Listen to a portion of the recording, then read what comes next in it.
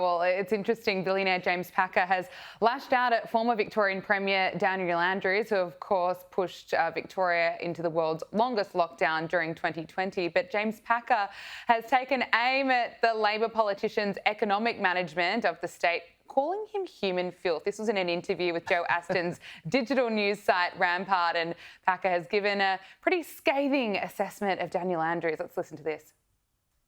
Daniel Andrews is about my least favourite person in the world. I think Daniel Andrews not only ruined Victoria, he almost ruined my life. I couldn't speak more lowly of Daniel Andrews. I think he's human filth. Geez, this sounds like a Joe Aston column. There you go. I hope he sues me. I mean, I think James Packer speaks for many Victorians who had to endure that long lockdown. It also comes as street artist Jared Gretsch painted Daniel Andrews in a mural in Melbourne CBD, labelling him a dictator. Again, many Victorians labelled him that too. And if we need any reminding of just what Dan Andrews is truly like, this was his message to Victorians in 2020. Hundreds of thousands of Victorians who rung the police assistance line because they've had a suspicion that next door or across the road or down the street are doing the wrong thing. And they're doing the right thing and they're angry about it. And some people have sort of looked down their nose at that, dobbing in your neighbour. Well, no neighbour has the right to do the wrong thing. We've all got to see this through.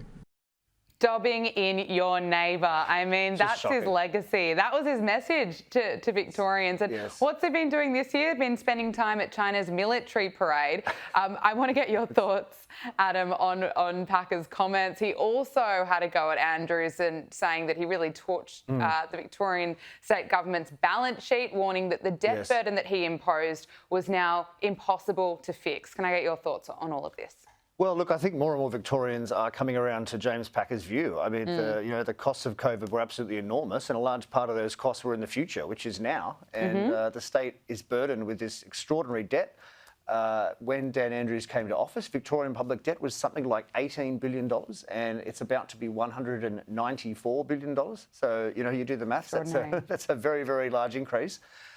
So his tenure was shocking, and I think more and more people are realising this. And actually, I should mention that next week the IPA has a large body of research coming out just on the Andrews legacy. I wrote one of the chapters on fiscal policy, which of course was an absolute disaster. So I encourage your viewers to go and read that. But yes, look, more generally, it was a shocking premiership. And sadly, though, at the time, as you well know, it was very popular, strangely, because everyone had been scared by, by the media, by politicians, by so-called health experts. But I think that fear's gone away now, and people look back and they're just embarrassed, I think, a lot of people. Yeah, a lot of fear tactics being used. It was such an awful time for many Victorians, and I'm looking forward to your work. It's such important work. We've got to look back, but looking at the state of Victoria now and moving forward, Victorian Premier Jacinta Allan says that she counts her predecessor, Daniel Andrews, as among her closest advisors ahead of next year's state election, saying that her government shares the same values and same priorities as her former boss. She says that she regularly draws on Daniel Andrews for advice. And it's interesting, Adam, this comes after an exclusive news poll for the Weekend Australian revealed that the state's crime crisis is now threatening Jacinta Allan's premiership, with the opposition under new Liberal leadership with Jess Wilson seizing an advantage in the polls for the first time in more than 12 years. What are your thoughts looking ahead for Victoria? Well, look, I mean, it's extraordinary that she's going out there in public saying that she likes to talk to Dan Andrews, when obviously, we've been discussing his reputation has been declining, surely. So I think that was a bad move. I think she'd be somewhat concerned about the new opposition leader in Victoria because it's something new.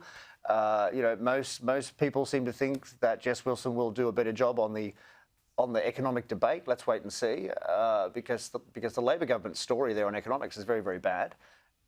So, yeah, look, I just think it's very odd that she's going out there talking about Dan Andrews like that. The crime crisis that you talked about, of course, this is created by the Labor government, by Dan Andrews, by Jacinta Allan when she was at the cabinet table for, 10 years or so before she was Premier herself. So they have created this problem, at least in part. So I think if the opposition here can finally get Victorians to understand that, then the opposition may actually have a chance.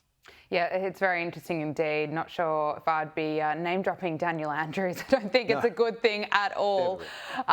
Moving away from what's happening here in Australia, let's talk about Ukraine. US President Donald Trump suggests that big progress could be being made in peace talks between Russia and Ukraine. The president posted on Truth Social, is it really possible that big progress is being made in peace talks between Russia and Ukraine?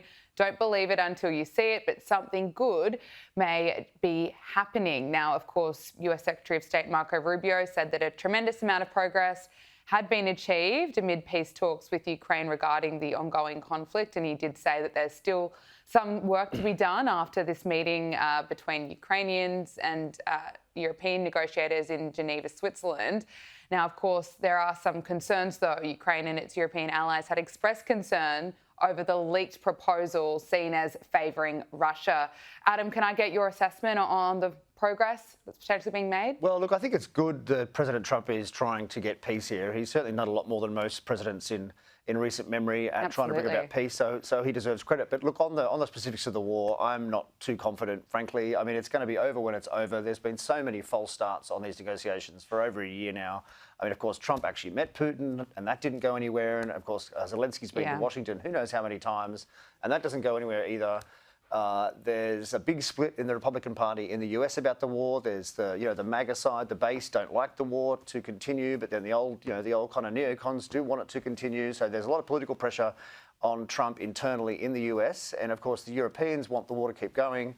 I think what's my view on this, but I think it's going to be good for both sides if it stops. 100%. I think the reality is on the ground that some concessions are going to have to be made to Russia unless Britain and France want to send their young people to go and fight. And I seriously don't think that's the case. I don't think the US wants to do that either. And if they're not going to do that, then I'm afraid the reality on the battlefield is that Russia's winning. Okay, it might not be decisive, but they are winning. They control territory. They're taking more towns. So if you're not going to go and fight them, then you've just got to face reality. Yeah, that's exactly right. There is a possibility that Ukraine could lose this war down the track. So I think it is in everyone's interest that there is peace, absolutely. Look, just finally, before I let you go, thoughts on the baby bonus coming back. New South Wales Liberal leader Kelly Sloan has called on the federal government to bring back the baby bonus. Let's listen to this. 1 in 7 families in New South Wales has fertility struggles. If we're talking about cutting immigration, we need to boost our homegrown community. I'd love to see the federal government look at things like Peter Costello's baby bonus. We are in a baby recession. We need a baby boom. Adam, is it a good idea? Well, she's certainly right that fertility is really scarily low at the moment, and we have to do something. Look, whether it's baby bonus, I'm not personally in favour of a baby bonus. I think the evidence shows they don't really work. They don't increase the number of babies that much, or if they do increase them, they increase the number of babies amongst people who we might not really want having babies for the cash. You're right. I mean, if you're having a baby for $3,000, that's a problem. It's not a great incentive. Not the right reason. I think she's right to talk about it as an issue, but there's nothing stopping her. Having that policy in New South Wales, the state government could have a baby bonus, for instance, if it wanted to. But look, it's good that she's talking about ideas and trying to differentiate the opposition from the state Labor government, because the previous opposition leader, I mean, he was a nice man, but I mean, they didn't really stand for anything different from the Labor government. No, absolutely. Adam Creighton, Chief Economist at the Institute of Public Affairs. Thank you so much for your time. Great to talk to you. Yeah, thanks very much, Gabrielle.